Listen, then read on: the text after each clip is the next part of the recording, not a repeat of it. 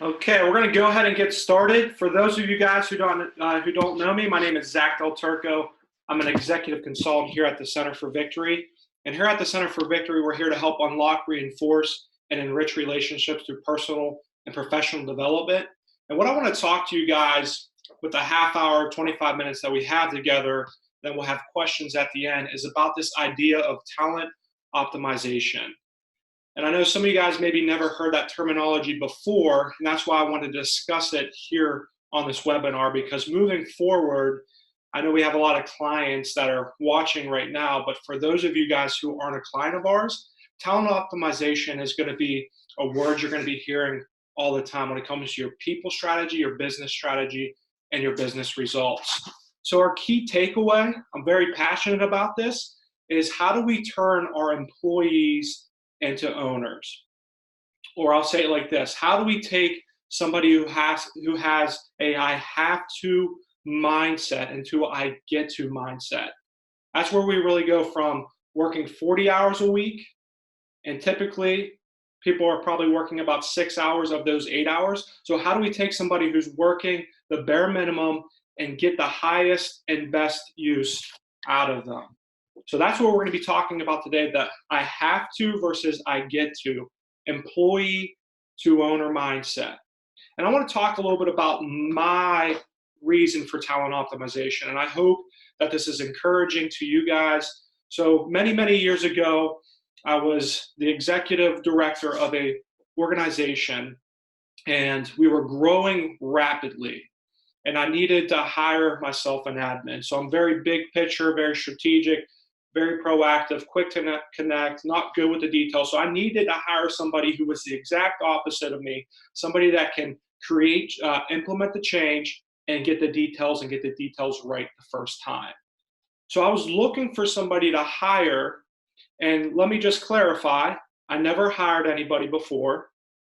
I never had any management or leadership training around the hiring process, AKA I was very green at having my first employee underneath me.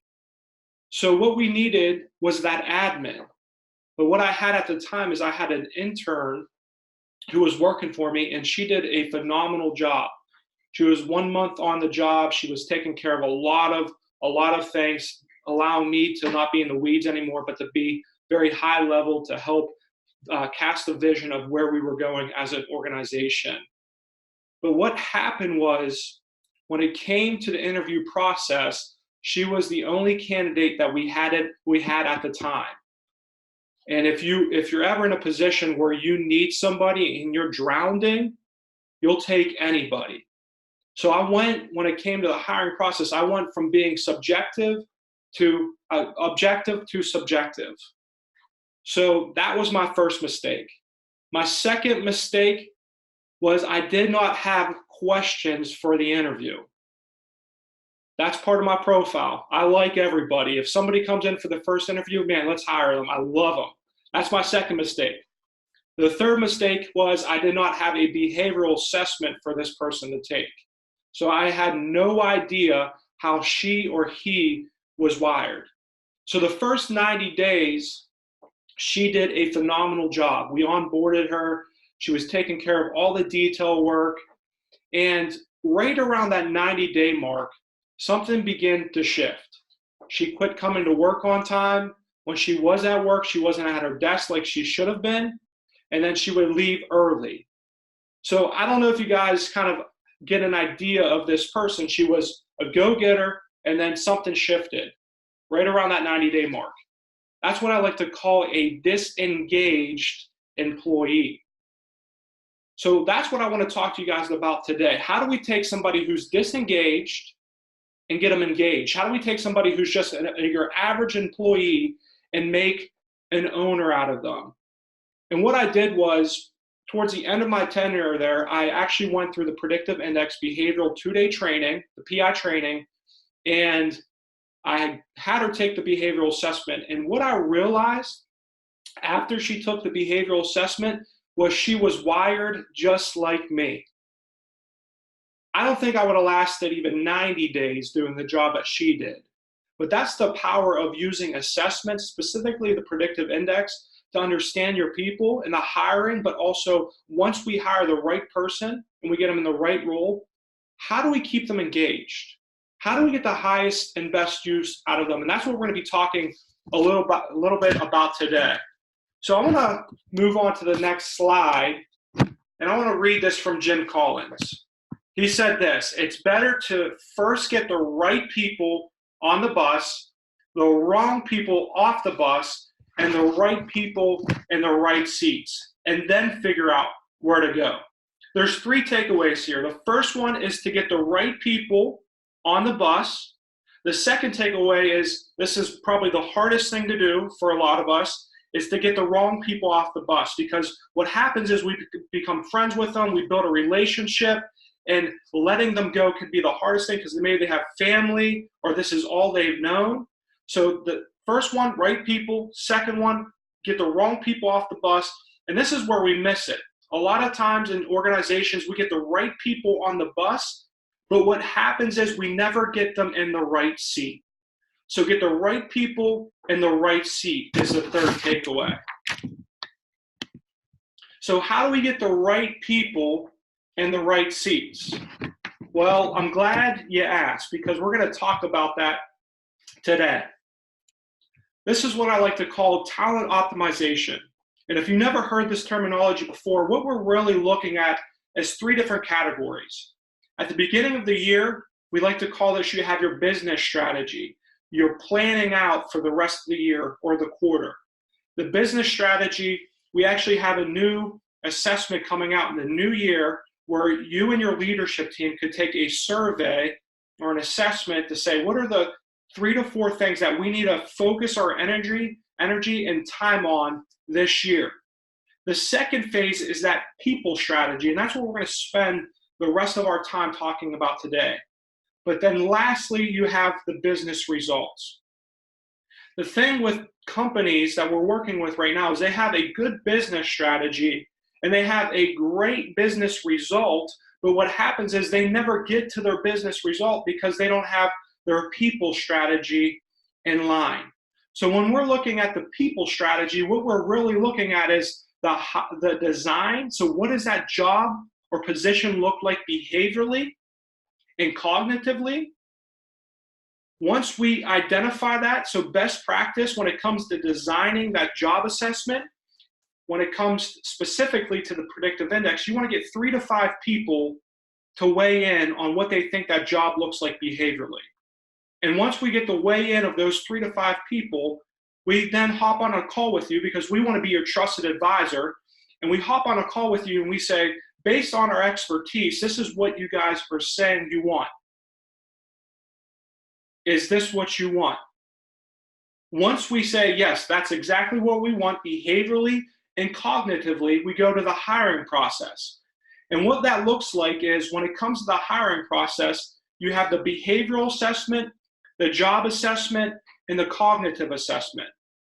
And we always want to take an objective approach to our hiring process.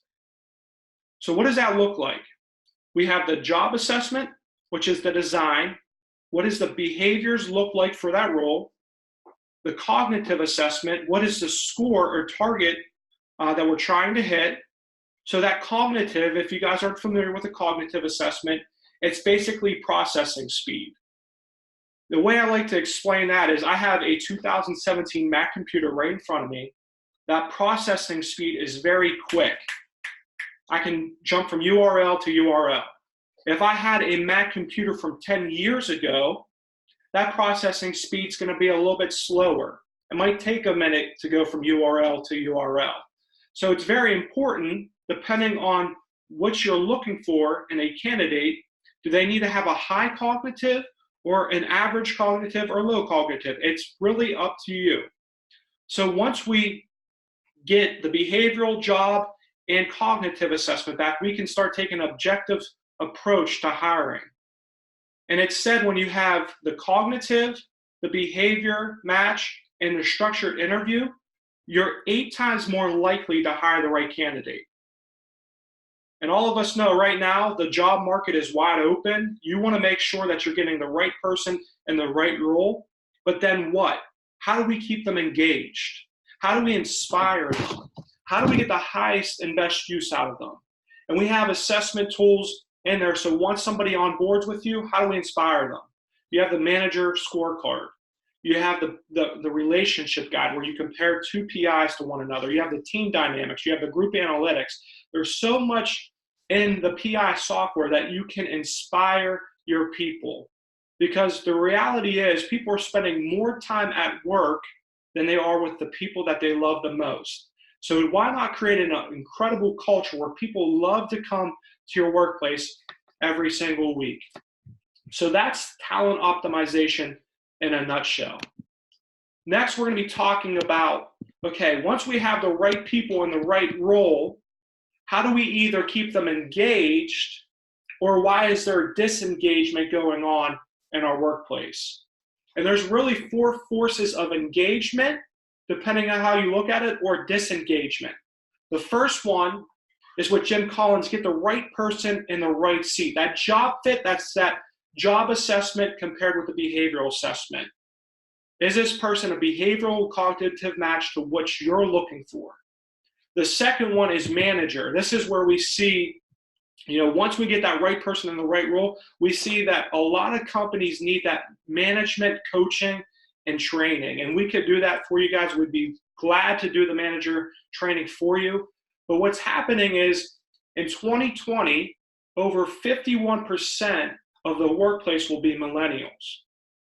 And what that says is they're going to have skinny resumes, which they don't have a lot of experience, which is fine, but they don't have the management and leadership training needed to be successful in their role. And that's where I was about 5 years ago when I was leading this organization. I had no management training or leadership training, and I was the blind leading the blind. So the second one is manager. The third one is team dynamics. So if you have a group of people and you're hiring somebody or you're having difficulty with somebody, let's take a look behaviorally and objectively. Maybe this person's just wired differently than the rest of the team. And then lastly, this is a big one. This is culture. This is the intangible. When I walk in your doors, I can feel your culture. And some of the ways we do this is through our organizational health check, but also our values index. Does the people within your organization have the same values that you do? And this is kind of an alarming statistic, but it's said if you have 2 of the 4 of the job fit, manager, team dynamics, or culture, if 2 of the 4 are off, you have 6 months to fix it before that person leaves your organization. Another thing is if you get 3 of the 4 wrong, their resume is already out. So how do we get disengaged employees and create owners that are engaged?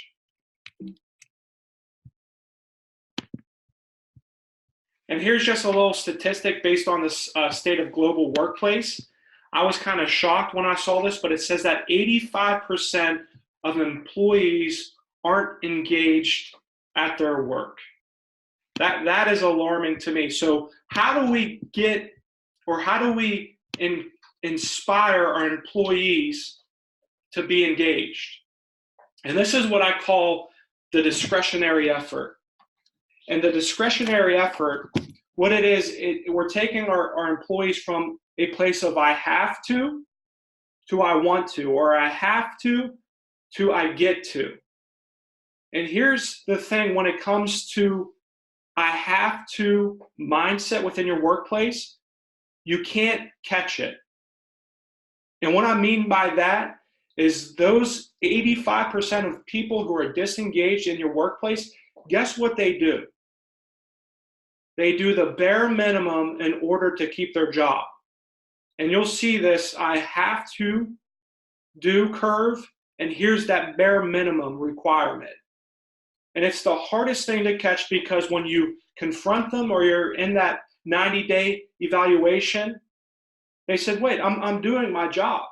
I'm doing what's asked of me. But how many of you know that if you have engaged employees, that they're not okay with just doing the bare minimum? They want to go from a place of, okay, I'm just here for a paycheck. I'm here because my family needs me. I'm going to put in my 8 hours and then I'm going to check out. One of the most frustrating things in my last workplace was when 4:30 came around. Guess what happened? There was about 70 people within the organization. 65 of them were checking out. They literally would go to the front desk and sign out right at 4:30. To me, that's disengaged employees.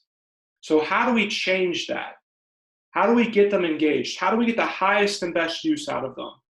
And this is what we're going to look at right now, is that platinum rule. If you want to treat people equally, we need to treat people differently. I'll say that one more time. If we want to treat people equally, we need to treat people differently.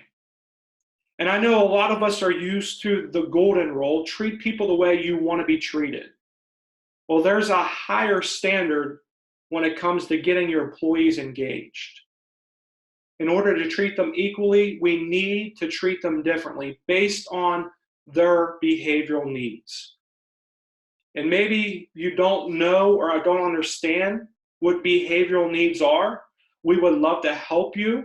Maybe you haven't been through our training, or you've been through our training, but you're a little rusty. Give us a call, give your consultants a call. We would love to help you meet the needs of the people that are reporting to you. So that's the platinum rule. But this is my behavioral assessment. And what we're really looking for when it comes to engagement is to see the self concept and synthesis the same throughout. That's when you really know you have engaged employees. So that A drive, as a refresher, that is your idea channel, how someone values and generates ideas. For me, I like my thumbprint on things. That B drive, that's that communication channel. What that means is how someone best communicates. This is standard deviation right here. This is the bell curve. That triangle, that's the delta. Anything to the right is high, anything to the left is low. No right or wrong, no good or bad, no positive or negative. We always say this, you are perfect just the way you are. So that B drive sitting to the right, that means I need to talk things out. That C drive, that's that work process channel. And what that looks like is what work environment unleashes a person's greatest potential. So I'm a lower C, in which what that means is I like 5 to 7 things going on at once. If you put me behind a cubicle for 8 hours of a day, and the office staff can verify this, when me and Eric are here working at the office and we're doing one thing all day long, I literally walk out of here almost half asleep because it takes so much mental energy to focus for that long period of time on one thing. And that D drive, that's the information channel. How much information you need to make a decision. So I'm on the lower side, which means I don't need a lot of information to make a decision. We call that the dangling D. When it hangs out past that C drive and it's the lowest drive, I don't need any information to make a decision. So understanding how somebody's wired is so key to keeping them engaged. So just to brag on Eric a little bit, who's the Chief Victory Officer, he knows exactly what I need in order to be successful in this role. So he speaks to my needs. He coaches me to my needs. He coaches me to my highest drive. So this is another tidbit when it comes to keeping your employees engaged, is coach them to their highest drive. And what I mean by that is the A, B, C, or D that sits furthest to the right. That's your highest drive. So for Eric, when it comes to keeping me engaged, when it came to doing this webinar, you know how he coaches me on that?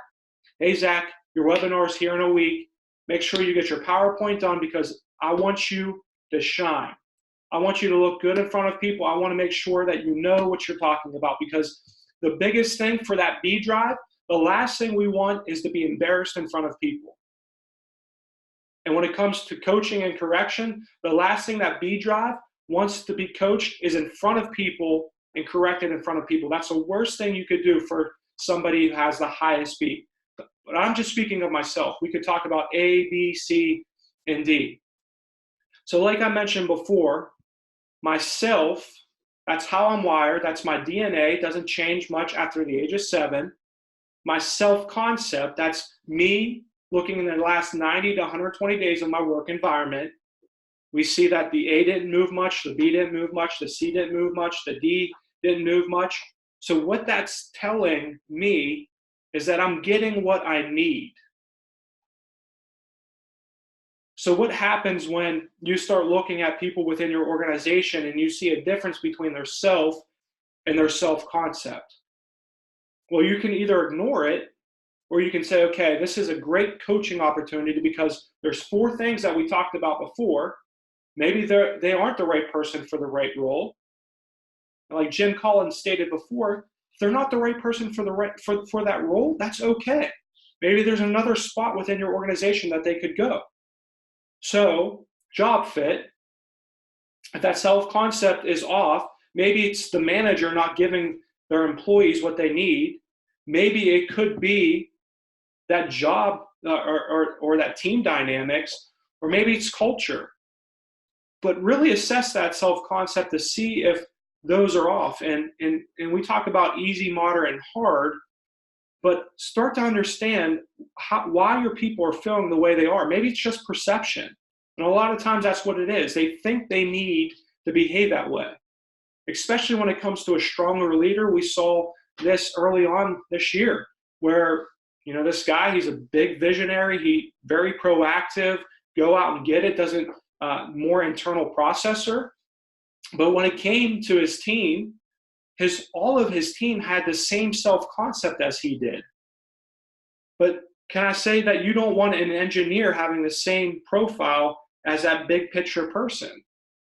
But the reason why is because they thought they needed to act and behave like their boss. So that's something, it's always good when it comes to onboarding people to say, hey, we hired you because you're perfect just the way you are, and we need your behavior for this position. So that is some ways to keep your employees engaged. Maybe you're seeing some people might have some things off and you're seeing the performance slip a little bit. Hop on the phone with us. If you're part of our client group, that's what we do. We have 24/7 access to us where we'll get to you within 1 day's notice so we can help you coach or help you identify some things that are going on. If you're not a client of ours, man, reach out to us. We would love to help you with your people strategy. So this is me. So this is based on how I'm wired. These are what I want to focus on is my needs, because that's what it comes down to. Are your employees' needs being met? If they're being met, you're going to see the engagement go up. You're going to see discretionary effort go up. So are my needs being met? And this is taken out of the PI software. It's called the person Snapshot. So this is a very easy way. You can also go to page 6 of this booklet right here. We call it the PI Bible. You could go to page 6 where it talks about the needs of your people. And if you lost it, just reach out to us. We'd be willing to help you out. But based on my PI, my behavior, let's take a look. Take a look at that word need. If I want to be successful in my role, I need freedom from rigid structure. I need opportunities to delegate details. I need social acceptance. That's that B drive. Opportunities to interact and opportunities to influence. I also need independence, control of my own activities, and I want to be challenged. And then lastly, I need variety, opportunities to work at a faster pace. That's that C drive, and mobility. So if you're having a hard time with some of your employees, go to their profile on the PI website or on your platform and go to either page 6 or go to their person snapshot, and you could take a look at what their needs are and ask them if their needs are being met. You can also go to the management scorecard, which is that 90-day eval, and what that will do is it'll take an objective approach how you're managing them and how they think, how you're managing them, so how you think you're managing them, and how they think you're managing them. So you're taking, both parties are taking the same assessment or the same survey, and then you compare it for an objective approach, because a lot of times we think that we are meeting the needs of our people, but a lot of times what we find out is we're not. So that's the person snapshot, or page 6 of the PI toolkit. With that, we're going to go ahead and finish up the webinar here. Does anybody have any questions when it comes to talent optimization?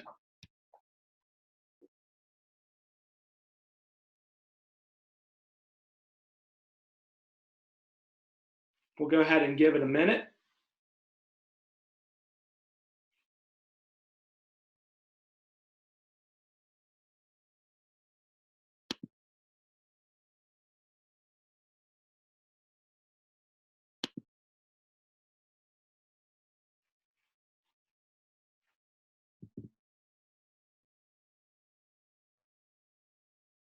All right, looks like nobody had any questions. We like to leave you with this: wherever you're at, whatever you're doing, make this your best day yet. Make sure to reach out to your consultants if you need any questions answered, and we would love to work with you if you're currently not a client of ours. But have a great day and make this your best day yet.